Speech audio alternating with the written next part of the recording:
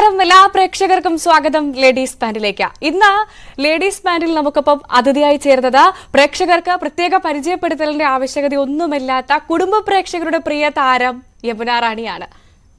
സ്വാഗതം ചേച്ചി ലേഡീസ് ബാൻഡിലേക്ക്, ഒപ്പം ന്യൂസ് 18ലേക്ക്. നന്ദി നന്ദി, താങ്ക് യു സോ മച്ച്. ചേച്ചി, ഇപ്പോഴത്തെ ഏറ്റവും പുതിയ വിശേഷം എന്ന് പറയുന്നത് മറ്റൊന്നുമല്ല, നമുക്ക് എല്ലാവർക്കും അറിയുന്നത് പോലെ ബിഗ് ബോസ് ആണ്. ബിഗ് ബോസ് എന്ന് വന്നിരിക്കുകയാണ് ചേച്ചി. അപ്പൊ അതുകൊണ്ടാണ് ഞങ്ങൾ നേരെ ഇങ്ങോട്ട് വിളിക്കുകയും കൂടി ചെയ്തത്. നമുക്കറിയാം, ബിഗ് ബോസ് എന്ന് പറയുമ്പോൾ ഇന്ത്യയിലെ തന്നെ ഏറ്റവും വലിയ ഒരു റിയാലിറ്റി ഷോ ആണ്. അതിൽ ചേച്ചിക്ക് അതിന്റെ ഭാഗമാവാൻ സാധിച്ചു, അതിൽ കുറേ ദിവസം നിൽക്കാൻ സാധിച്ചു എന്നൊക്കെയുള്ള വലിയൊരു കാര്യം തന്നെയാണ്. എൻ്റെ ആദ്യത്തെ ചോദ്യം ഇതാണ്, ഈ ബിഗ് ബോസ് എന്ന് ചേച്ചിയെ വിളിച്ച സമയത്ത് ചേച്ചിക്ക് കുറെ ആലോചിക്കേണ്ടി വന്നു, ഞാൻ അതിൽ പോകണോ പോകണ്ടേ? കാരണം നമ്മളെല്ലാവരും ഇപ്പൊ പറഞ്ഞതുപോലെ കുടുംബ പ്രേക്ഷകരുടെ ഒക്കെ പ്രിയപ്പെട്ട ഒരാളാണ് യമുന ചേച്ചി. അപ്പോൾ അങ്ങനെ ഒരാൾ അതിൽ പോകുന്ന സമയത്ത് ചിലപ്പോൾ പുറത്ത് നല്ല അഭിപ്രായങ്ങൾ ഉണ്ടാവും, ചീത്ത അഭിപ്രായങ്ങൾ ഉണ്ടാവും. നമ്മൾ പോസിറ്റീവ് എന്ന് വിചാരിക്കുന്നത് പോലും പ്രേക്ഷകർ ചിലപ്പോൾ നെഗറ്റീവായിട്ടായിരിക്കും എടുക്കുക. അപ്പോൾ അങ്ങനെ ഒരു നെഗറ്റീവ് അഭിപ്രായം തനിക്ക് ഉണ്ടാകുമോ, അല്ലെങ്കിൽ എൻ്റെ പേരിൽ പുറത്ത് നെഗറ്റീവ് ആകുമോ എന്ന് ചിന്തിച്ചിട്ടുണ്ടോ പോകുന്നതിന് മുൻപ്? അങ്ങനൊരു ചിന്തയൊന്നും എനിക്ക് ഉണ്ടായിട്ടില്ല. പ്രധാനമായിട്ടും ഫസ്റ്റ് എനിക്ക് വന്ന കോള് വന്നപ്പോൾ ഞാനൊന്ന് ആലോചിച്ചിട്ട് പറയാമെന്ന് തന്നെയാണ് പറഞ്ഞത്. കാരണം എനിക്ക് കുട്ടികളും ദേവേട്ടനുമായിട്ട് ആലോചിക്കണമായിരുന്നു ആദ്യം. കാരണം ഇത്രയും 3 മാസം മാറി നിൽക്കുക എന്ന് പറയുന്ന ഒരു കാര്യമുണ്ടല്ലോ. അപ്പോൾ അതെനിക്ക് ഫാമിലി ആയിട്ടൊന്ന് ഡിസ്കസ് ചെയ്തിട്ട് വേണമായിരുന്നു പറയാൻ. അപ്പം ആദ്യത്തെ കോള് വന്നു, ഞാൻ പറയാമെന്ന് പറഞ്ഞിട്ട് ഞാൻ ഷൂട്ടിംഗ് ലൊക്കേഷനിൽ നിൽക്കുമ്പോഴേ ഫസ്റ്റ് കോൾ എനിക്ക് വരുന്നത്. അപ്പോൾ ഉടനെ തന്നെ ഞാൻ ഫോൺ കട്ട് ചെയ്തിട്ട് വീട്ടിലേക്ക് വിളിച്ച ഉടനെ എൻ്റെ മക്കൾ രണ്ടും പറഞ്ഞു, അമ്മ എന്തിനു നോ പറഞ്ഞേ, അപ്പം തന്നെ പറയണ്ടേ വരുമെന്ന്. ഇതൊരു വലിയൊരു ചാൻസ് അല്ലേ അമ്മയ്ക്ക്, ഇത്രയും വലിയൊരു ഷോയിൽ വിളിക്കുക, അമ്മയ്ക്കൊന്ന് പാർട്ടിസിപ്പേറ്റ് ചെയ്യാൻ പറ്റുക എന്ന് പറയുന്നത് ഒരു വലിയ കാര്യമാണ്. അമ്മ അതുകൊണ്ട് ഉടനെ വിളിച്ചിട്ട് പറയണം, വരുമെന്ന് പറയണം എന്ന് പറഞ്ഞിട്ട് എൻ്റെ മക്കളാണ് ഫസ്റ്റ് ഒരു പോസിറ്റീവ് റെസ്പോൺസ് തന്നത്. അത് കഴിഞ്ഞ് ദേവേട്ടൻ പിന്നെ ഞാൻ എന്ത് ചെയ്താലും അതിന് ഫുൾ സപ്പോർട്ടായിട്ട് എൻ്റെ കൂടെ ഉണ്ട്, എൻ്റെ ഹസ്ബൻഡ്. അപ്പം എനിക്ക് പിന്നെ വേറൊന്നും ചിന്തിക്കാനില്ല. എനിക്ക് എൻ്റെ മക്കളും ചേട്ടനും സപ്പോർട്ട് ഫുൾ ഉള്ളപ്പോൾ പിന്നെ എനിക്ക് അതിലെ പോസിറ്റീവ് നെഗറ്റീവ് എന്നുള്ള ചിന്തയൊന്നും എനിക്ക് വന്നില്ല. പിന്നെ എവിടെ പോയാലും ഞാനായിട്ട് തന്നെ നിൽക്കുക എന്നുള്ളൊരു കാര്യമാണ് എനിക്കുള്ളത്. ഞാനിതാണ് ഇത്രയും വർഷമായിട്ട്, ഇപ്പം 30ാമത്തെ വർഷത്തിലേക്ക് കടന്നുകൊണ്ടിരിക്കുന്നു. ഇതുവരെയും ഞാൻ എന്താണോ അത് തന്നെയാണ് ഇൻഡസ്ട്രിയിൽ ഞാൻ നിൽക്കുന്നതും. ഏതൊരു ഇൻ്റർവ്യൂവിൽ ഇരിക്കുമ്പോഴായാലും എല്ലാം ഇത് തന്നെയാണ്, ഇതാണ് ഞാൻ. അപ്പം ആ ഒരു ഞാനായി തന്നെ ബിഗ് ബോസിലും നിൽക്കുക എന്നുള്ളതായിരുന്നു എൻ്റെ, എന്താ പറയുക, എൻ്റെ ഒരു ആറ്റിറ്റ്യൂഡ് അത് തന്നെയായിരുന്നു. ചേച്ചി, ഇപ്പം ബിഗ് ബോസിലേക്ക് പോവുകയാണെങ്കിൽ ഒരുപാട് അവസരം, ബിഗ് ബോസിന് ശേഷം ഒരുപാട് അവസരങ്ങൾ കിട്ടുന്ന ആളുകളെ മാത്രമേ നമ്മൾ കണ്ടിട്ടുള്ളൂ. കാരണം തഴയപ്പെട്ട ആളുകൾ നമ്മൾ ഒരുപക്ഷെ ഇല്ല എന്ന് തന്നെ വേണമെങ്കിൽ പറയാം. കാരണം ബിഗ് ബോസിൽ പോയതിനു ശേഷം ഒരുപാട് നല്ല അവസരങ്ങൾ തേടിയെത്തിയ ആളുകളാണ് അതിലെ മത്സരാർത്ഥികളൊക്കെ. അത്തരത്തിൽ നല്ല അവസരങ്ങൾ, കുറച്ചും കൂടെ നല്ല അവസരങ്ങൾ, ഇതിന് മുൻപ് ഉണ്ടായിരുന്നതിനേക്കാൾ കുറച്ചും കൂടെ നല്ല അവസരങ്ങൾ ഉണ്ടാകും എന്നൊരു തീരുമാനം, അല്ലെങ്കിൽ എന്നൊരു ആഗ്രഹം അതിന് പുറത്തുണ്ടായിരുന്നു, അങ്ങോട്ട് പോകണം എന്ന് തീരുമാനിച്ചതിന് പിന്നിൽ? തീർച്ചയായിട്ടും ഇല്ല. കാരണം എന്നെ സംബന്ധിച്ച് ഞാൻ ഇത്രയും വർഷം എൻ്റെ ഒരു കരിയർ നോക്കിയാൽ പോലും ഞാൻ പലപ്പോഴും ബ്രേക്ക് എടുത്തു വരുന്ന ഒരാളാണ്. മനഃപൂർവ്വം തന്നെ പല സമയത്തും ഒന്ന് കുട്ടികളുടെ ആ ഒരു അമ്മ വേണ്ട ആ ഒരു കാലഘട്ടത്തിൽ ഞാൻ നല്ല ബ്രേക്ക് എടുത്തിട്ടുണ്ട് കുറേ വർഷം.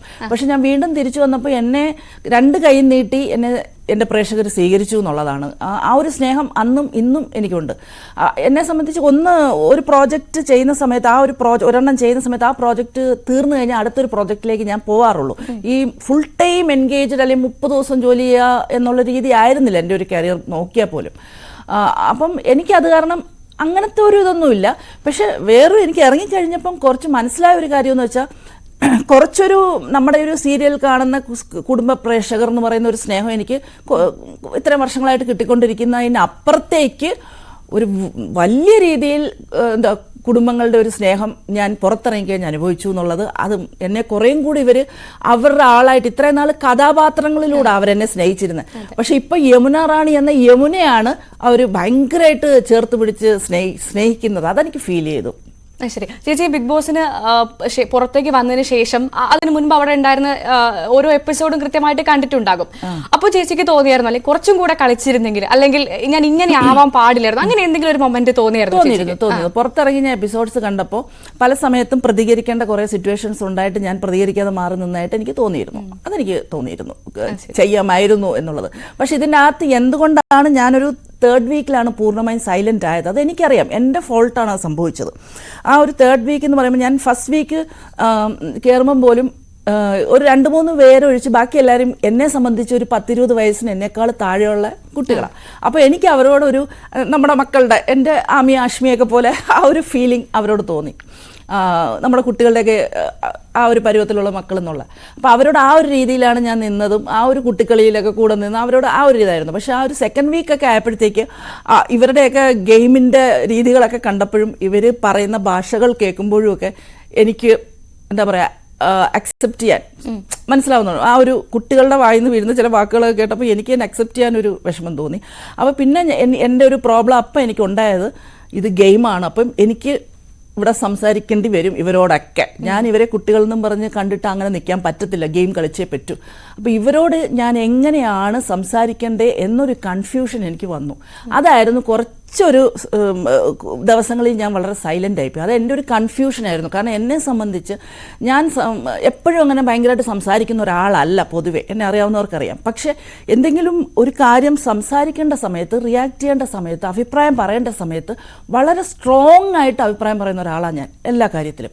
അപ്പോൾ ആ പറയുന്ന എൻ്റെ ഒരു ഭാഷയെന്ന് പറയുന്ന ഭയങ്കര സ്ട്രോങ് ആയിരിക്കും വാക്കുകൾ. കാരണം എൻ്റെ മക്കളെ പോലും ഞാൻ വഴക്ക് പറയാറില്ല. അങ്ങനെ വഴക്ക് പറയേണ്ട അവസരങ്ങൾ അവരും അധികം ഉണ്ടാക്കാറില്ല. പക്ഷെ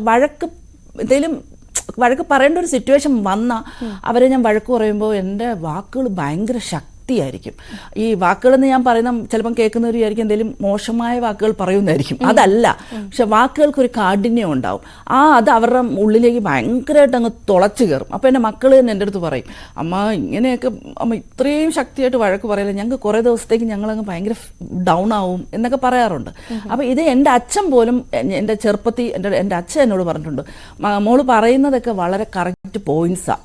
പലപ്പോഴും നമുക്ക് പല സിറ്റുവേഷൻസ് വരുമ്പോൾ സംസാരിക്കുമ്പോൾ നീ പറയുന്ന പോയിൻറ്റ്സ് ഒക്കെ വളരെ കറക്റ്റാണ്, പക്ഷേ നീ കുറച്ചുകൂടെ ഒന്ന് പോളിഷ് ചെയ്ത് സംസാരിക്കണം പല സ്ഥലത്തും എന്നെൻ്റെ അടുത്ത് പറയാറുണ്ട്. പക്ഷെ ഞാനത് പോളിഷ് ചെയ്യാനൊക്കെ നോക്കും, പക്ഷെ എന്നെ കൊണ്ട് പറ്റുന്നില്ല. കാരണം എനിക്ക് തോന്നുന്നു ഞാൻ ജനിച്ചപ്പോഴേ എൻ്റെ സ്വഭാവം ഇങ്ങനെയായിരിക്കും. ആ ഒരു നമുക്ക് ഓരോരുത്തർക്കും ഓരോ സ്വഭാവം തന്നിരിക്കുമല്ലോ ദൈവം എന്ന് പറഞ്ഞ കണക്ക് എനിക്കത് പോളിഷ് ചെയ്ത് പറയാൻ അറിയില്ല. അതാണ് സത്യം. ഇപ്പം എൻ്റെ അടുത്തൊരു ക്വസ്റ്റ്യൻ ചോദിച്ചാൽ എൻ്റെ കറക്റ്റാണ്, സ്ട്രൈറ്റ് അവേ അങ്ങ് പറയും. അത് വേണമെങ്കിൽ ഒന്ന് പോളിഷ് ചെയ്തൊക്കെ പറയാം, പക്ഷെ എനിക്കത് അറിയില്ല. അപ്പോൾ എന്ന് പറഞ്ഞ കണക്ക് അവിടെ ഞാൻ ഈ കുട്ടികളോട് സംസാരിക്കുമ്പോൾ ആ രീതിയിൽ എനിക്ക് പ്രതികരിക്കേണ്ട സ്ഥലത്തൊക്കെ ചിലപ്പോൾ എൻ്റെ പ്രതികരണം അങ്ങനെ ഒരു സ്ട്രോങ് പ്രതികരണമായിരിക്കും. അപ്പോൾ ആ പ്രതികരണം സംഭവിക്കുമ്പോൾ പിന്നീട് അങ്ങോട്ടുള്ള ഗെയിം മുന്നോട്ട് പോകുമ്പോൾ ഈ കുട്ടികൾക്ക് ഞാനുമായിട്ട് സ്പേസ് കുറയും. അതെനിക്കറിയാം. കാരണം ഇവരുടെ മനസ്സിൽ അത്രയും ഉള്ളിൽ കയറും ഞാൻ പറയുന്നതെന്ന് എനിക്കറിയാം. കാരണം എൻ്റെ സ്വഭാവം എനിക്കല്ലേ കുറച്ചുകൂടെ കൂടുതലായിട്ട് അറിയുന്നത്. അപ്പോൾ ഇവരോട് എങ്ങനെ വേണം സംസാരിക്കേണ്ടത്, ഇവരോട് എങ്ങനെ വേണം ഡീൽ ചെയ്യേണ്ടത് ഈ ഗെയിമിൽ എന്നുള്ളൊരു കൺഫ്യൂഷൻ എനിക്ക് 3rd വീക്കിൽ വന്നിട്ട് ഞാനൊന്ന് സൈലൻ്റായി. 4th വീക്കിൽ ഇത് ഗെയിമാണ്, ഇതിങ്ങനെ കളിക്കണം, ഇതിങ്ങനെ കളിച്ചേ പറ്റൂ, ഇതിങ്ങനെ വേണം നിൽക്കാൻ എന്നെനിക്ക് നല്ലപോലെ മനസ്സിലായി. 4th വീക്കിൽ ഞാൻ ഗെയിം കളിച്ച് തുടങ്ങി വന്നപ്പോൾ ഞാൻ പുറത്തേക്ക് ഇറങ്ങി. ശരി ചേച്ചി, ഇപ്പം ഗെയിം കളിച്ച് വന്നപ്പോൾ ഞാൻ പുറത്തേക്ക് ഇറങ്ങി എന്ന് പറഞ്ഞു. അപ്പം അതിനു മുൻപ് ചേച്ചിയെ സംബന്ധിച്ച് ഇനിയിപ്പോൾ ഒരു പക്ഷേ അടയാളപ്പെടുത്തുക ബിഗ് ബോസിന് മുൻപും ബിഗ് ബോസിന് ശേഷവും എന്നായിരിക്കും. അപ്പം ബിഗ് ബോസിന് മുൻപുള്ള യമുന റാണിയിൽ നിന്ന് ബിഗ് ബോസിന് ശേഷമുള്ള യമുനയിലേക്കുള്ള മാറ്റങ്ങൾ എന്തൊക്കെയാണ്? പ്രത്യേകിച്ചും ഒരുപാട് ആളുകൾ പറയാറുണ്ട്, ഈ ബിഗ് ബോസിലെ മത്സരാർത്ഥികളൊക്കെ പറയുന്ന ഒരു കാര്യമുണ്ട്, ഞാൻ തിരിച്ചു വന്നതിന് ശേഷം ഫോൺ അധികം ഉപയോഗിക്കാറില്ല, അല്ലെങ്കിൽ രാവിലെ എഴുന്നേറ്റ് പാട്ട് വെച്ച് ഡാൻസ് കളിക്കും, ഇങ്ങനെയാണ് എന്റെ ദിവസം തുടങ്ങുന്നത് എന്നൊക്കെ ഒരുപാട് പേര് പറയുന്നത് നമ്മൾ കേട്ടിട്ടുണ്ട്. ചേച്ചിയെ സംബന്ധിച്ച് ഇപ്പം പ്രേക്ഷകർ സ്വീകരിച്ചത് നല്ല രീതിയിൽ സ്വീകരിച്ചോ? എന്താണ് അവരുടെ അടുത്ത് നിന്ന് ഒരു റെസ്പോൺസ് മനസ്സിലായത്? അയ്യോ, പ്രേക്ഷകർ 2 കൈ നീട്ടി തന്നെ. അതാ ഞാൻ നേരത്തെ പറഞ്ഞ, എന്നെ ഞാനായി അവർ സ്നേഹിച്ചു തുടങ്ങി എന്നുള്ളതാണ്. ഇത്രയും കാലം എൻ്റെ കഥാപാത്രങ്ങളിലൂടെ എന്നെ കണ്ട് സ്നേഹിച്ച എന്നും മാറി യമുന എന്ന വ്യക്തി എന്താണെന്ന് മനസ്സിലാക്കി അവരൊക്കെ ഭയങ്കരമായിട്ട് സ്നേഹിച്ചു തുടങ്ങി. പിന്നെ എനിക്ക് ബിഗ് ബോസിൽ നിന്ന് ഇറങ്ങിയിട്ട് വന്ന മാറ്റം എന്ന് പറയുന്നത് എന്നെ സംബന്ധിച്ച് ഭയങ്കര ക്ഷമ പിടിച്ചു. എന്നുവെച്ചാൽ പേഷ്യൻസിൻ്റെ അങ്ങേ അറ്റം ഉണ്ടെങ്കിൽ ഈ ഗെയിമിൽ നിൽക്കാൻ പറ്റും നമുക്ക്. അതുണ്ടെങ്കിലും അത് നല്ല രീതിയിൽ പഠിച്ചു എന്നുള്ളതാണ്. എന്നുവെച്ചാൽ എനിക്കിപ്പം പെട്ടെന്നൊന്നും അങ്ങനെ ഒരിതും തോന്നത്തില്ല. എന്നുവെച്ചാൽ ഇപ്പോൾ വീട്ടിൽ തന്നെ ഒരു എക്സാമ്പിൾ പറയാം. ദേവേട്ടൻ എല്ലാവർക്കും ഇപ്പോൾ അറിയാവുന്നതുകൊണ്ട് കേട്ടോ ദേവേട്ടൻ എന്ന് ഞാൻ പറയുന്നത്. ദേവേട്ടൻ ഇപ്പം എന്തെങ്കിലും കാര്യമായിട്ടൊക്കെ വല്ല ഫംഗ്ഷനോ കാര്യങ്ങളോ അല്ലെങ്കിൽ എവിടെയെങ്കിലുമൊക്കെ പോയിട്ട് വരുമ്പോൾ സാധാരണ രീതിയിൽ ലേറ്റ് ആവുകയാണെങ്കിൽ ഞാൻ ഒരു 11 മണിക്ക് ശേഷം കോൾ വിളിക്കും. അത് സാധാരണ ഭാര്യമാരെ പോലെ ഞാൻ വിളിക്കും, ചേട്ടാ എത്താറായില്ലേ, 11 മണി കഴിഞ്ഞു, അല്ലെങ്കിൽ 11:30 ആയി, ഇനി ലേറ്റ് ആവരുത് വാന്നൊക്കെ പറയും. പക്ഷെ ഇപ്പം ഞാൻ വന്നതിന് ശേഷം പുള്ളിക്കാരൻ പോയിട്ട് ഞാൻ വിളിച്ചതേയില്ല. പുള്ളിക്കാരൻ തന്നെ അത്ഭുതമായിപ്പോയി. തിരിച്ചു വന്നിട്ട് എൻ്റെ അടുത്ത് ചോദിച്ചു, എന്താ വിളിക്കാഞ്ഞ് ഇങ്ങോട്ട് ചോദിച്ചു എന്ന് പറഞ്ഞാൽ ഒരു മാറ്റം വന്നു എനിക്ക്. എന്ന് വെച്ചാൽ ടോട്ടലി നമ്മളൊന്ന് കാം ഡൗൺ ആയി എല്ലാ കാര്യത്തിലും. ആ ഒരു ക്ഷമ പഠിച്ചു നല്ല രീതിക്ക്. ചേച്ചി, ഈ പൊതുവെ ഒരു പൊതുജനാഭിപ്രായമുണ്ട്, ഇതുവരെയുള്ള ബിഗ് ബോസ് സീസണിൽ വെച്ചിട്ട് ഏറ്റവും മോശമായ ഒരു സീസണാണ് ഇപ്പോൾ എന്നുള്ള ജനങ്ങൾക്കൊരു അഭിപ്രായമുണ്ട്. ചേച്ചിക്ക് അവിടെ പോയി അവിടെ ഒരുപാട് നാളിൽ നിന്ന ഒരാളെന്ന നിലയിൽ ചേച്ചിക്ക് അഭിപ്രായം എന്താണ്? പ്രത്യേകിച്ചും ചേച്ചി വന്നതിന് ശേഷം ഞാൻ നേരത്തെ പറഞ്ഞതുപോലെ എപ്പിസോഡൊക്കെ കണ്ടിട്ടുണ്ടാവും, ഇപ്പോഴും കണ്ടുകൊണ്ടിരിക്കുന്നുണ്ടാവും. അപ്പം ഇത്തരത്തിലുള്ള അഭിപ്രായം ചേച്ചി ഒരുപാട് ആളുകൾ പറയുന്നത് കേട്ടിട്ടുമുണ്ടാവും, കമന്റ്സിലടക്കം കണ്ടിട്ടുമുണ്ടാവും. അപ്പൊ ചേച്ചിക്ക് എന്താണ് യഥാർത്ഥത്തിൽ അങ്ങനെ അത്തരത്തിൽ തോന്നുന്നുണ്ടോ? ഇത് മോശം സീസൺ ആണ് ഇതെന്നൊരു അഭിപ്രായമുണ്ടോ? എൻ്റെ ഒരു അഭിപ്രായത്തിൽ എനിക്ക് തോന്നിയൊരു കാര്യം, എനിക്ക് പറയാനുള്ളത് എന്താണെന്ന് വെച്ചാൽ അത് എൻ്റെ അഭിപ്രായം മാത്രമാണ് ഞാൻ പറയുന്നത്, മറ്റുള്ളവരുടെ എനിക്കറിയില്ല. ബിഗ് ബോസ് സീസൺ 6 എന്ന് പറയുന്ന ഇപ്പം ഈ പറഞ്ഞ കണക്ക് പലരും വളരെ മോശമായ ഒരു ഷോ എന്നൊക്കെ പറഞ്ഞിട്ട് കമൻസുകളും എല്ലാം നമ്മൾ കാണുന്നുണ്ട് നമ്മുടെ ചുറ്റും. ഇപ്പോൾ ഇതൊരു വലിയ ചർച്ചയായി മാറിക്കൊണ്ടിരിക്കുകയാണ്. പക്ഷേ ഈ ഒരു സീസൺ 6 ആണ് മലയാളത്തിൽ ഏറ്റവും ഹിറ്റായ ഒരു സീസൺ എന്നാണ് ഞാൻ മനസ്സിലാക്കിയെടുത്തോളം. ഇത്രയധികം TRP റേറ്റ് കൂടിയ ഒരു സീസൺ വേറൊരു സീസണും ഉണ്ടായിട്ടില്ലെന്നാണ് എൻ്റെ ഒരു അറിവിൽ. അപ്പം ജനങ്ങൾ എന്താണ് ഇഷ്ടപ്പെടുന്നത്, അതാണ് ഞാൻ തന്നെ കൺഫ്യൂഷനിലാണ് ശരിക്കും പറഞ്ഞാൽ. അപ്പം ജനങ്ങൾ എന്ത് കാണാനാണ് ഇഷ്ടപ്പെടുന്നത്? ഇവിടെ ഇത്രയും മോശമെന്ന് പറയുന്നൊരു സാധനം ജനങ്ങൾ തന്നെയാണ് അത് കണ്ടിട്ട് TRP റേറ്റ് ഇത്രയും കയറിയിരിക്കുന്നത്. അപ്പോൾ ജനങ്ങൾ ആഗ്രഹിക്കുന്നത് എന്താണ് കണ്ടന്റ് കാണാൻ എന്നുള്ളതാണ്. ഇതിനു മുന്നേയൊക്കെ ഇത്രയും നല്ല സീസൺസ് വന്നു എന്ന് അഭിപ്രായപ്പെടുന്ന ആളുകൾ എന്തുകൊണ്ട് അത് TRP കയറിയില്ല? ഇപ്പോൾ ഇത് മോശം സീസൺ എന്ന് പറയുന്ന ആളുകൾ ചർച്ച ചെയ്യുന്നവർ എങ്ങനെ ഈ ഷോ ഇത്രയും വലിയ ബിഗ് ഹിറ്റായി? മോശമാണ്, ഇത് ഭയങ്കര ഹിറ്റായിട്ടാണ് പോയിക്കൊണ്ടിരിക്കുന്നത്. ഞാൻ പോലും ഒരു 27-28 ദിവസം നിന്ന് ഇറങ്ങിയിട്ട് എനിക്ക് ജനങ്ങൾ ഇത്രയധികം എന്നെ കണ്ടിട്ട് എന്താ പറയുക സ്നേഹിക്കാനും തിരിച്ചറിയാനും കോൾസുകളായിട്ടും ഒക്കെ വരുമ്പോൾ ഇത് എത്രത്തോളം ഹിറ്റിൽ പോയിരിക്കുക എന്നാണ് ഞാൻ മനസ്സിലാക്കിയിരിക്കുന്നത്. ഒരു മോശം ഷോ ആണെങ്കിൽ താഴേക്കല്ലേ പോവുള്ളൂ. ഇത് എൻ്റെ ഒരു സംശയമാണ്. നിങ്ങളൊരു മീഡിയ പേഴ്സണാണ്, നിങ്ങളോട് ഞാൻ ചോദിക്കുക, എന്താണ് നിങ്ങളുടെ അഭിപ്രായം? ഞാൻ നിങ്ങളോട് തന്നെ നേരിട്ട് ചോദിക്കുക, എന്താണ് നിങ്ങളുടെ അഭിപ്രായം? ഇത് അല്ല, ഞങ്ങളുടെ അഭിപ്രായത്തിനേക്കാൾ ഞങ്ങൾക്ക് പ്രാധാന്യം നാട്ടുകാരുടെ അഭിപ്രായമാണ്. കാരണം പൊതുജനങ്ങൾ ഒരു പക്ഷേ ഞാൻ ചേച്ചിയോട് തിരിച്ചു ചോദിക്കട്ടെ, അങ്ങനെയാണെങ്കിൽ എന്തുകൊണ്ടായിരിക്കും ഇപ്പൊ ചേച്ചിയെ സംബന്ധിച്ച് ചേച്ചി പറയുന്നു ഇത് റേറ്റിംഗിൽ ഒന്നാമതായി നിൽക്കുന്നു, മികച്ചതായി മുന്നോട്ട് പോകുന്നു ഓരോ ദിവസം കൂടി, ചേച്ചിയെ സംബന്ധിച്ച് ചേച്ചി ഒരുപാട് ഇഷ്ടപ്പെടുന്നു എന്നും പറഞ്ഞു. പക്ഷെ അങ്ങനെയാണെങ്കിൽ കൂടി അപ്പൊ എന്തുകൊണ്ടായിരിക്കും ജനങ്ങൾ ഇങ്ങനെ ഈ സീസണിനെ തള്ളി പറയുന്നത്? കാരണം എന്നോട് എൻ്റെ ഒരുപാട് സുഹൃത്തുക്കൾ പറഞ്ഞിട്ടുണ്ട്, കഴിഞ്ഞ സീസൺ വരെ കൃത്യമായി കാണുമായിരുന്നു, പക്ഷെ ഈ സീസൺ തൊട്ട് കാണാൻ താല്പര്യമില്ല എന്ന്. അപ്പൊ എന്തുകൊണ്ടായിരിക്കും അവർ അങ്ങനെ ചിന്തിക്കാൻ കാരണം എന്നാണ് ചേച്ചി ചിന്തിക്കുന്നത്? അല്ല, അതല്ലേ ഞാൻ ചോദിക്കുന്നത്. കാണാൻ താല്പര്യമില്ലാത്തൊരു ചാനൽ മാറ്റിയാ പോരെ? ഞാനതെ ഇപ്പൊ സീരിയൽസിനെ കുറ്റം പറയുന്ന ഒരുപാട് പേരുണ്ട്. ഇവിടെ എത്രയോ ചാനലുണ്ട്, എത്രയോ സീരിയലുകൾ അറ്റ് എ ടൈമിൽ പോകുന്നുണ്ട് പല ചാനലിലും. ഇഷ്ടമില്ലാത്തത് മാറ്റിയിട്ട് റിമോട്ട് കൈയിരിക്കില്ലേ, ചാനൽ മാറ്റിയാൽ മതി, അത്രേ ഉള്ളൂ. ഇതൊരു എന്റർടൈൻമെന്റ് ബിസിനസ് ആണ്. എന്റർടൈൻമെന്റ് എന്ന് പറയുന്നത് ഇതിൽ എന്താണോ ജനങ്ങൾ ഏത് കണ്ടന്റാണോ ഇഷ്ടപ്പെടുന്നത് ആ കണ്ടന്റാണ് മുന്നോട്ട് അവർ പുറത്തേക്ക് വിട്ടുകൊണ്ടിരിക്കുന്നത് എന്നാണ് എനിക്ക് തോന്നുന്നത്. എൻ്റെ ഒരു പേഴ്സണൽ ഒപ്പീനിയനാണ് ഞാൻ ഈ പറയുന്നത്. കാരണം ഇത് നമ്മൾ പുറത്തോട്ട് ഇറങ്ങി കാണുമ്പോൾ ഇത്രയും മോശമാണെന്ന് പറയുമ്പോഴും ഈ കാണുന്ന ആൾക്കാരുടെ എണ്ണം പിന്നെയും കൂടിക്കൊണ്ടിരിക്കുക. ഈ സംസാരങ്ങൾ ചുറ്റും നടക്കുമ്പോഴും ഞാൻ ശ്രദ്ധിക്കുന്ന ഒരു കാര്യം, ഈ ആളുകൾ പിന്നെയും ഇത് തന്നെ കണ്ടിട്ട് ഇന്നലെ നടന്ന എപ്പിസോഡ്സിനെ പോലും നമ്മൾ പുറത്തോട്ട് ഇറങ്ങുമ്പോൾ നമ്മളോട് ചോദിക്കുന്നുണ്ട്, ഇന്നലെ ഇങ്ങനെ നടന്നു കണ്ടായിരുന്നോ, അത് മോശമല്ലേ? അപ്പം ഇത് കണ്ടിട്ടല്ലേ അവർക്കത് മോശമായിട്ട് തോന്നുന്നത്. മോശമായി കാണുന്നവർക്ക് ഇഷ്ടമില്ലാത്തവർ കാണണ്ട, ചാനൽ മാറ്റിയാൽ മതി. ഇത് എന്റെ അഭിപ്രായമാണ്. ഇത് പറഞ്ഞതുകൊണ്ട് ആരും എന്റെ നേരെ ഇനി വരരുത്. ഇത് എന്റെ ഒരു അഭിപ്രായം. തീർച്ചയായും ഞാൻ ചേച്ചിയുടെ അഭിപ്രായമാണ് ചോദിച്ചത്. ചേച്ചി അതിന് കൃത്യമായി മറുപടിയും തന്നു. ചേച്ചി, ഈ ബിഗ് ബോസിനുള്ളിൽ പാർഷ്വാലിറ്റി എന്നൊരു സാധനം ഉള്ളതായിട്ട് ചേച്ചിക്ക് തോന്നിയിട്ടുണ്ടോ? കാരണം അതും ഒരുപാട് കമന്റ്സിൽ വരുന്ന ഒരു കാര്യമാണ്. ഞാൻ ഈ ചോദിക്കുന്നത് മൊത്തം ജനങ്ങളുടെ ചോദ്യങ്ങളാണ് കേട്ടോ. കാരണം ഒരുപാട് തവണ പുറത്താവേണ്ടിയിരുന്ന ആളുകൾ ഇപ്പോഴും പുറത്താകുന്നില്ല, അവരെ എപ്പോഴും സംരക്ഷിക്കുന്നു ബിഗ് ബോസ് എന്നുള്ള ആരോപണങ്ങളൊക്കെ ഒരുപാട് വരുന്നുണ്ട്. ചേച്ചിക്ക് എങ്ങനെ തോന്നിയിട്ടുണ്ടോ? അത്തരത്തിലൊരു പാർഷ്വാലിറ്റി അതിനകത്ത് ആ റിയാലിറ്റി ഷോയിൽ ഉള്ളതായിട്ട് ഫീൽ ചെയ്തിട്ടുണ്ടോ ഏതെങ്കിലും നിമിഷം? എനിക്ക് അതിനകത്ത് നിന്നപ്പോ ഒന്നും എനിക്ക് ഫീൽ ചെയ്തില്ല. പുറത്തെത്തിയപ്പം തോന്നി എന്നുള്ളതല്ല, നമ്മൾ ഫുൾ ഇങ്ങനെ കാണുമ്പോഴും പിന്നെ ഈ പബ്ലിക്കിന്റെ ഒരു ഒപ്പീനിയൻ കേൾക്കുമ്പോഴും എനിക്ക് കൺഫ്യൂഷൻ ഉണ്ട്. അതാണ് എനിക്കിപ്പം കറക്റ്റായിട്ട് അത് പറയാൻ പറ്റില്ല. പക്ഷെ അകത്ത് നിന്നപ്പോൾ എനിക്കത് തോന്നിയിട്ടില്ല കേട്ടോ. അകത്ത് നിന്നപ്പോൾ എനിക്ക് തോന്നിയിട്ടില്ല. ഞാൻ പോലും ഇറങ്ങിയത് എനിക്കറിയാം, എനിക്ക് ആ വോട്ട് കുറഞ്ഞതുകൊണ്ടാണ് ഞാൻ ഇറങ്ങിയത്. ഞാൻ പ്രതികരിക്കേണ്ട സ്ഥലത്ത് പ്രതികരിക്കാതിരുന്നത് കൊണ്ട് എനിക്ക് വോട്ട് കുറഞ്ഞു.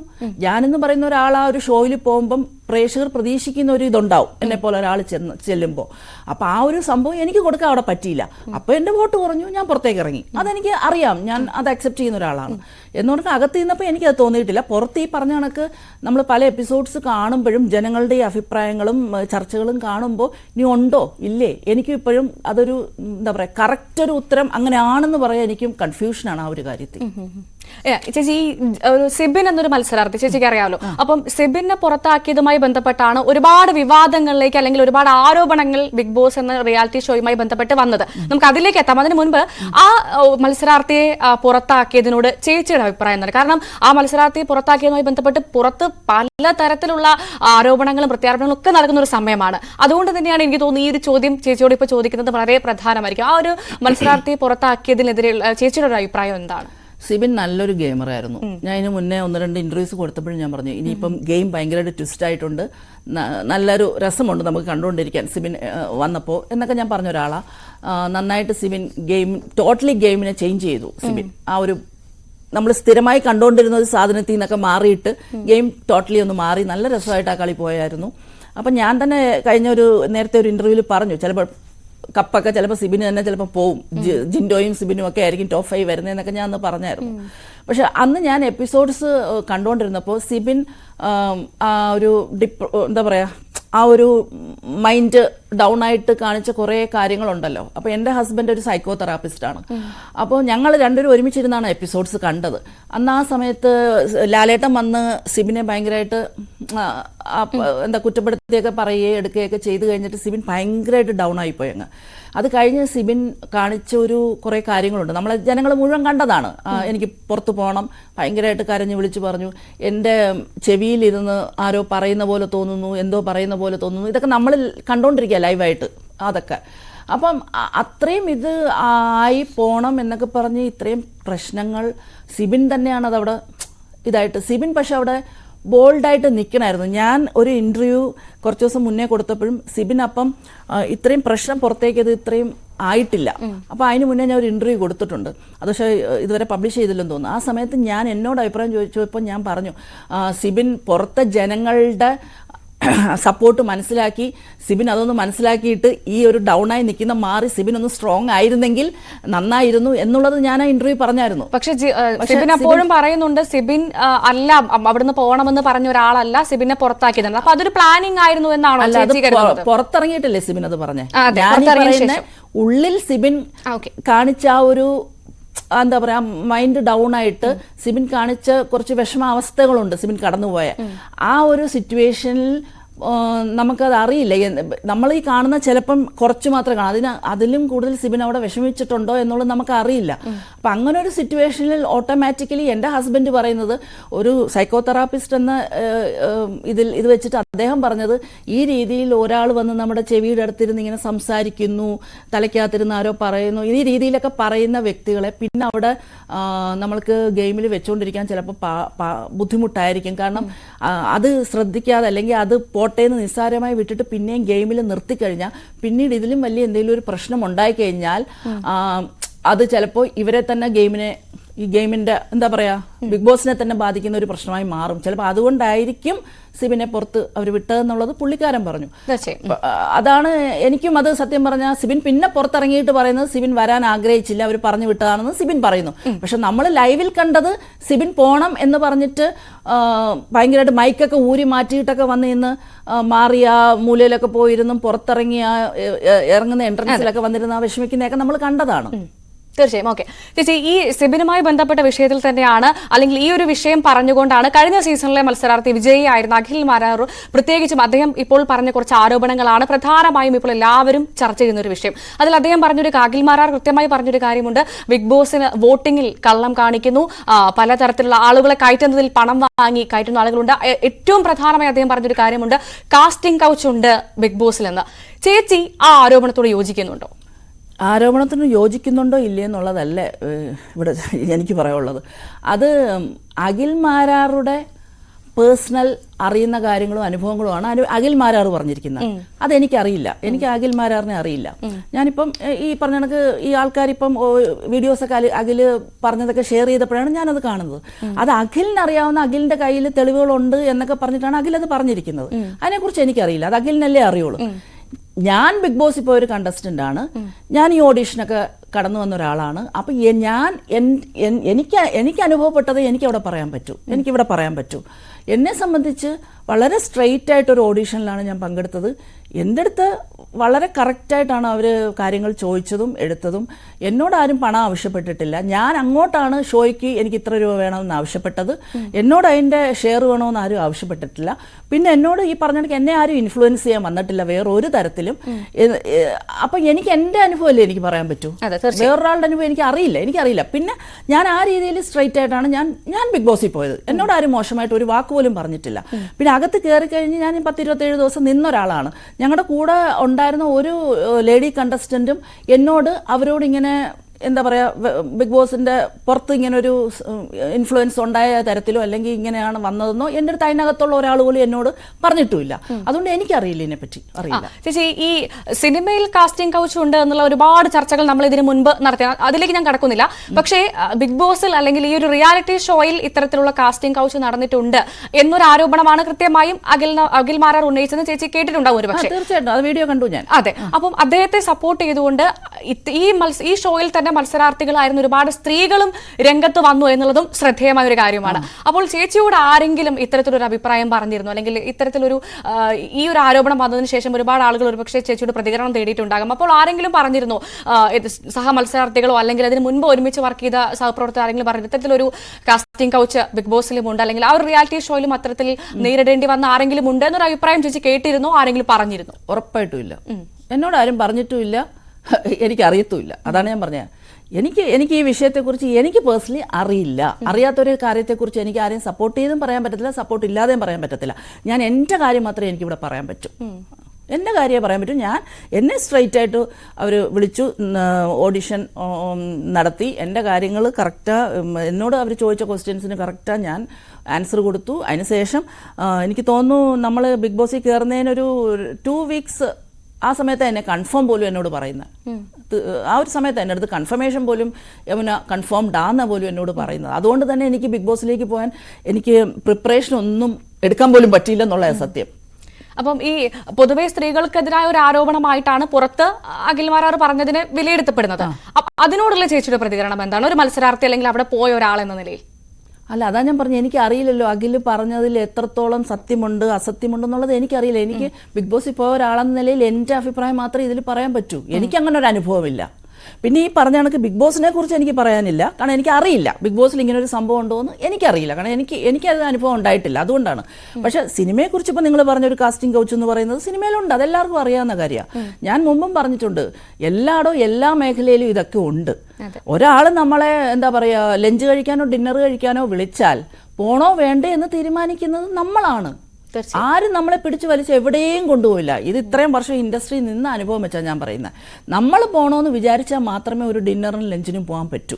അല്ലാതെ ഒരാൾക്ക് നമ്മൾ ഇരിക്കുന്നിടത്ത് വന്ന് നമ്മളെ എടുത്തുകൊണ്ട് പോകാൻ പറ്റില്ല. നമുക്ക് സ്വയമേ ഒരു സെൽഫ് റെസ്പെക്റ്റും ഡിഗ്നിറ്റി ഇൻറ്റഗ്രിറ്റി എന്നൊക്കെ പറയുന്ന കുറച്ച് കാര്യങ്ങളുണ്ട്. അത് എല്ലാ സ്ത്രീകളും എല്ലാ പെൺകുട്ടികളും ഈ വളർന്നു വരുന്ന ഈ ജനറേഷനിലെ എല്ലാ പെൺകുട്ടികളും സ്വയമേ ആ ഒരു ഇത് ഉണ്ടാക്കിയെടുക്കുക. ആരും നമ്മളോട് വന്നിട്ട് ഒന്നും പറയാൻ നിൽക്കത്തില്ല, അത്രേ ഉള്ളൂ. ഇനിയും ബിഗ് ബോസ് സെലക്ട് വിളിച്ചാൽ ചേച്ചി പോവോ? തീർച്ചയായിട്ടും പോകും. കാരണം എനിക്ക് കളിക്കാൻ പറ്റിയില്ല. കളി എന്താന്ന് ഇറങ്ങാൻ നേരമാണ് മനസ്സിലാക്കിയത്. പിന്നെ പുറത്തിറങ്ങിയപ്പോഴാണ് കുറച്ചുകൂടെ എപ്പിസോഡ്സ് കണ്ടപ്പോൾ ഇതാണ് ബിഗ് ബോസ്, ഇങ്ങനെ വേണം ഗെയിം കളിക്കാനെന്ന് ഞാൻ മനസ്സിലാക്കിയത്. വിളിച്ചാൽ പോവും. ഓക്കെ, ആര് കിരീടം ചൂടണം എന്നാണ് ചേച്ചി ആഗ്രഹിക്കുന്നത്? ഇപ്പോഴത്തെ നിലവിൽ അത് പറയാൻ എനിക്ക് ബുദ്ധിമുട്ടുണ്ട്. കാരണം എന്നെ സംബന്ധിച്ച് ഞാൻ എപ്പോഴും ചിന്തിക്കുന്ന ഒരു ജെന്യൂനായ ഒരു പ്ലെയർ ആയിരിക്കണം ബിഗ് ബോസ് കിരീടം നേടേണ്ടതെന്നാണ് ഞാൻ ആഗ്രഹിക്കുന്നത്. എക്സാമ്പിളായിട്ട് നമ്മുടെ ദിൽഷ, ഞാൻ ആ എപ്പിസോഡൊക്കെ കുറേ പോകുന്നതിന് മുമ്പ് 2 ആഴ്ച ഞാൻ ഇരുന്ന് കണ്ടത് അവരുടെ ഒരു സീസണൊക്കെ. ആ ദിൽഷ ഞാൻ കുറേ എപ്പിസോഡ്സ് കണ്ടപ്പോഴൊന്നും ആ കുട്ടിയുടെ വായിൽ നിന്നൊരു മോശമായ ഒരു വാക്ക് പോലും വീണിട്ടില്ല. പല സ്ഥലത്തും പൊട്ടിത്തെറിക്കുകയൊക്കെ ചെയ്യുന്നുണ്ട്. പക്ഷെ പൊട്ടിത്തെറിക്കുമ്പോൾ പോലും അതിൻ്റെ ലാംഗ്വേജിന് വളരെ എന്താ പറയുക, നല്ല നമുക്കിപ്പോൾ പറയാം നല്ലൊരു സ്റ്റാൻഡേർഡായിട്ട് ആ കുട്ടി സംസാരിച്ചിരുന്ന, പൊട്ടിത്തെറിക്കുമ്പോൾ പോലും ഒരു മോശമായ വാക്കോ ഒന്നും ആ കുട്ടിയുടെ വായിൽ നിന്ന് വീണിട്ടില്ല. അപ്പം ആ കുട്ടിക്ക് അത് ഫസ്റ്റ് കിട്ടിയാൽ അതിൽ എന്താ പറയുക, ആരും അസൂയപ്പെട്ടിട്ടോ ഒന്നും കാര്യമില്ല. കാരണം ആ കുട്ടി വളരെ വളരെ കൃത്യമായിട്ടാണ് അതിൽ പെരുമാറിയിരിക്കുന്ന ഒരു ക്യാരക്ടർ എന്ന നിലയിൽ. ആ കുട്ടിയുടെ ഒരു ക്യാരക്ടർ വളരെ ജെന്യൂനായിട്ട് നിന്നിട്ട്. അപ്പം അങ്ങനെയുള്ള ആൾക്കാർക്ക് വേണം കിട്ടാൻ എന്നാണ് എൻ്റെ ഒരു ആഗ്രഹം. അല്ലാതെ ഗെയിം കളിക്കാം, നമുക്ക് എങ്ങനെയും ഗെയിം കളിക്കാം. പക്ഷെ എന്നും പറഞ്ഞിട്ട് പുറത്തൊരു ലോകമുണ്ട്, നമ്മൾ തിരിച്ചറിഞ്ഞാലും നമുക്കൊക്കെ ഒരു ജീവിതമുണ്ട് എന്നുള്ളൊരു ബോധം എല്ലാവരുടെ മനസ്സിലും വേണം എന്നാണ് എനിക്ക് പറയാനുള്ളത്. കാരണം ഇതൊരു 100 ദിവസം കഴിഞ്ഞാൽ ഈ ഗെയിം തീർന്നു. പക്ഷേ നമ്മൾ അതിൻ്റെ അകത്ത് ജയിക്കാൻ വേണ്ടി കാട്ടിക്കൂട്ടുകയും പറയുകയും ചെയ്യുന്നതൊക്കെ ലക്ഷോപലക്ഷം ജനങ്ങൾ പുറത്തിരുന്ന് കാണുകയാണ്. ഇതാരും നമ്മളെ കൊണ്ട് പറയിപ്പിക്കുകയല്ല, നമ്മൾ അതിൻ്റെ അകത്ത് കയറി നമ്മൾ തന്നെ പറയുന്നതല്ല. ഞാൻ അതിൻ്റെ അകത്ത് കയറി 30 ദിവസം എൻ്റെ അടുത്ത് ആരും പറഞ്ഞിട്ടില്ല അവനെ ഇങ്ങനെ പറയും ഒന്നുമില്ല. ഞാൻ എന്താണോ പറഞ്ഞത് അത് ഞാൻ സ്വയമേ പറഞ്ഞ കാര്യങ്ങളാണ്. അപ്പോൾ എന്ന് പറഞ്ഞ കണക്ക് നമ്മളുടെ മനസ്സിൽ എപ്പോഴും ഒരു ബോധം വേണം. ഈ 100 ദിവസം കഴിഞ്ഞാൽ നമ്മൾ പുറത്ത് പബ്ലിക്കിലേക്ക് ഇറങ്ങുകയാണ്. ഈ സൊസൈറ്റിയിലാണ് നമ്മൾ ജീവിക്കേണ്ടത്. പിന്നെ ഇതിനപ്പുറം നമ്മുടെ ഫാമിലീസ്, നമ്മുടെ എല്ലാവരും കുടുംബക്കാർ മൊത്തം നമ്മൾ ഉള്ളിലോട്ട് കയറി കഴിഞ്ഞാൽ അവർ ഫുൾ ടൈം ഇത് നോക്കിക്കൊണ്ടിരിക്കുക. ശരിക്കും പറഞ്ഞാൽ ഈ പുറത്തുള്ളവർ കാണുന്നതിനെക്കാട്ടി കൂടുതൽ നമ്മുടെ ഫാമിലി മെമ്പേഴ്സ് നമ്മൾ എന്താ അതിൻ്റെ അകത്ത് ചെയ്തുകൊണ്ടിരിക്കുന്നതെന്നുള്ളത് അവർ ഫുൾ ടൈം കണ്ടുകൊണ്ടിരിക്കുക. നമ്മൾ പറയേ എടുക്കല്ലേ, നമ്മളെ മറ്റൊരാൾ പറയുകയൊക്കെ ചെയ്യുന്നത് ഏത് ഗെയിമിൻ്റെ പാർട്ടായാലും ഇവരെയൊക്കെ എത്രത്തോളം മാനസികമായി അത് വേദനിപ്പിക്കുന്നുണ്ടാവും, അല്ലേ? വേദനിപ്പിക്കുന്നുണ്ടാവും. അപ്പോൾ ഇതൊക്കെ നമുക്കൊരു ബോധം വേണം.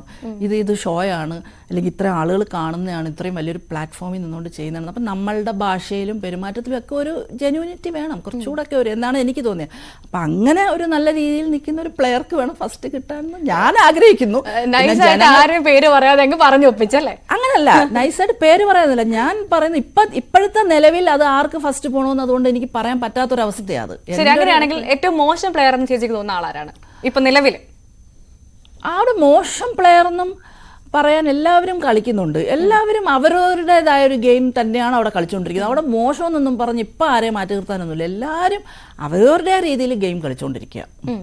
ചേച്ചി, ഈ എന്നോട് PCR നടക്കം പറയുന്നുണ്ട് ഈ ജാസ്മിൻ ഗബ്രി ആ കോംബോനെ കുറിച്ച് ചേച്ചിയുടെ അഭിപ്രായം. കാരണം അത് രണ്ട് ഭയങ്കരമായിട്ട് സോഷ്യൽ മീഡിയ അടക്കം ചർച്ച ചെയ്ത ആളുകളാണ്. സമൂഹ മാധ്യമങ്ങൾ മൊത്തം അല്ലെങ്കിൽ ഓൺലൈൻ മാധ്യമങ്ങൾ മൊത്തം ഇവരെ കുറിച്ച് ചർച്ച ചെയ്ത് ഇത് ഫേക്കാണ്, സ്ട്രാറ്റജിയാണ്, തരത്തിലുള്ള വാർത്തകളൊക്കെ അങ്ങനെ പറയുന്ന ആളുകളുണ്ട്. സമൂഹം മൊത്തം അങ്ങനെ പറയുന്നുണ്ട്. അത് ശരിയായിരുന്നു ചേച്ചി? അവരെ കൂടെ നിന്ന ആളെന്ന നിലയിൽ എന്താ തോന്നുന്നത്? അത് ഗെയിം പ്ലാൻ ആണോ? ശരിക്കും ഗെയിം പ്ലാൻ ആണ്.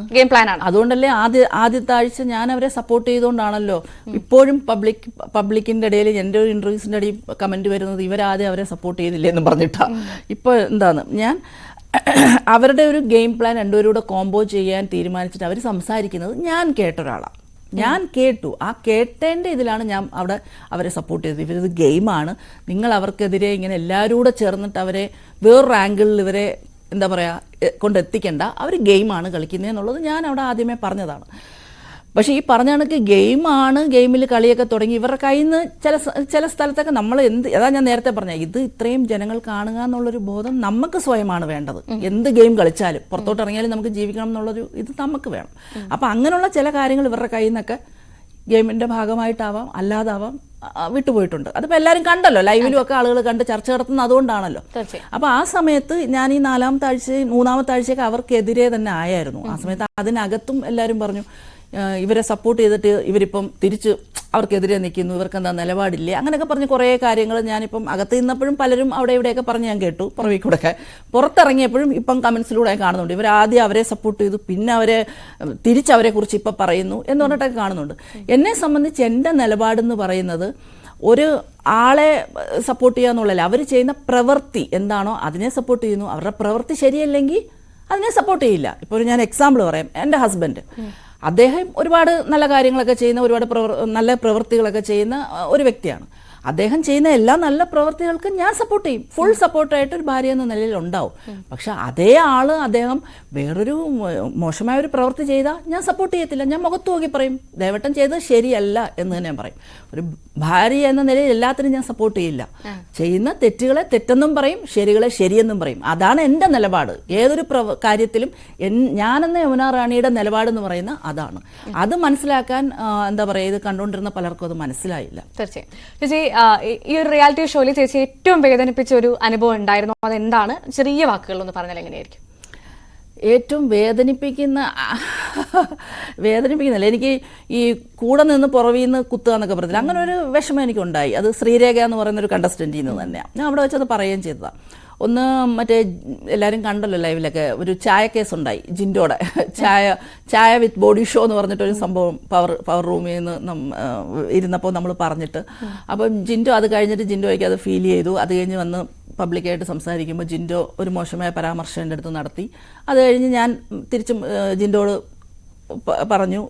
അങ്ങനെ അതൊരു സംസാരം ഉണ്ടായിരുന്നു ഞങ്ങൾക്കിടയിൽ. അത് കഴിഞ്ഞ് പിന്നെ ഞങ്ങൾ തമ്മിൽ സോൾവായി. പിന്നെ ഞങ്ങൾ ജിൻഡോയും ഞാനും ഭയങ്കര കൂട്ടായിരുന്നു. ഇപ്പോഴും എനിക്ക് ഭയങ്കര ഇഷ്ടമാണ് ജിൻഡോയെ. ആ സമയത്ത് ഈ എന്താ പറയുക, സ്ലിപ്പ് ഓഫ് എ ടങ്ക് എന്നൊക്കെ പറയുന്ന കണക്ക് അങ്ങ് വന്നു. പിന്നെ അത് കഴിഞ്ഞ് പിന്നെ നല്ല ഇതായി. എന്നോട് വന്ന് ക്ഷമയൊക്കെ ചോദിച്ചു, ക്ഷമ കൊടുത്തു, ക്ഷമിച്ചു, എല്ലാം കൂളായി. പിന്നെ എനിക്ക് ഭയങ്കര കൂടാ. അപ്പം ഈ ഒരു സംഭവം നടന്നപ്പോഴും ഈ ഒരു ചായ വിത്ത് ബോഡി ഷോ എന്ന് പറഞ്ഞിട്ടൊരു കോൺസെപ്റ്റ് അവിടെ സംസാരിച്ച് എന്നെ കൊണ്ട് പറയിപ്പിച്ചത് ശരിക്കും ശ്രീരേഖ എന്ന് പറഞ്ഞ കണ്ടസ്റ്റൻ്റ് ആയിരുന്നു. പക്ഷെ ഈ ഒരു വിഷയം രൂക്ഷമായപ്പോൾ ശ്രീരേഖ അങ്ങ് മാറി നിന്ന് കളഞ്ഞു. ഇതിൻ്റെ അകത്ത് വിക്ടിം ആയത് ഞാനാണ്, യമുനയാണ് ഇത് ചെയ്തത്, യമുനയാണ് മോശപ്പെട്ട ഈ ഒരു പ്രവൃത്തി എന്നൊക്കെ ഒരു രീതിയിലൊക്കെ വന്നു. പക്ഷെ അപ്പോഴെങ്കിലും പവർ റൂമിൻ്റെ തീരുമാനമായി എന്നും പറഞ്ഞ് ശ്രീരേഖയ്ക്ക് വന്ന് പറയായിരുന്നു, യമുന ചേച്ചിയല്ല ഞങ്ങൾ ഒരുമിച്ചെടുത്തൊരു തീരുമാനം ഇതെന്ന് പറയായിരുന്നു. അത് ചെയ്തില്ല. അതേപോലെ ഇൻസിഡൻറ്റ് പവർ റൂമിൻ്റെ കീ, നമ്മുടെ കബോർഡിൻ്റെ കീ നഷ്ടപ്പെട്ടിട്ട് ഒരു സംഭവം ഉണ്ടായിരുന്നു. ഈ കീ തപ്പി നടന്നിട്ട് അവസാനം കീ കിട്ടുന്ന അതും ഇതേപോലെ ശ്രീരേഖ വെൽ പ്ലാൻഡായിട്ട് ഈ ഒരു ഇതുണ്ടാക്കിയതായിട്ട് എനിക്ക് തോന്നി. അതപ്പം ഈ 1-2 ഇൻസിഡൻറ്റ് ഒരു ചെറിയ വിഷമം ഉണ്ടാക്കി. ശരി ചേച്ചി, ഒരുപാട് ചോദ്യങ്ങളും ഉത്തരങ്ങളും ഒക്കെ വേണ്ടിയിരുന്നു. പക്ഷേ നമുക്ക് സമയം വളരെ കുറവാണ്. അതുകൊണ്ട് പക്ഷെ എന്തായാലും ഇത്ര നേരം ഞങ്ങൾക്കൊപ്പം സഹകരിച്ചതിന്, ഒരുപാട് ചേച്ചിയുടെ വിശേഷങ്ങളും ഒക്കെ പറഞ്ഞതിന് വളരെയധികം നന്ദി. ഇനിയും നല്ല നല്ല ഒരുപാട് അവസരങ്ങളും ചേച്ചിയെ തേടിയെത്തട്ടെ. വളരെയധികം സന്തോഷം അതിഥിയായി എത്തിയതിന്. Thank you so much. എന്നെ ഇവിടെ വിളിച്ചിരുത്തി ഇത്രയും വിശേഷങ്ങളൊക്കെ ചോദിച്ചു. ഓക്കെ, എനിക്ക് ഒരുപാട് സന്തോഷം. Thank you so much.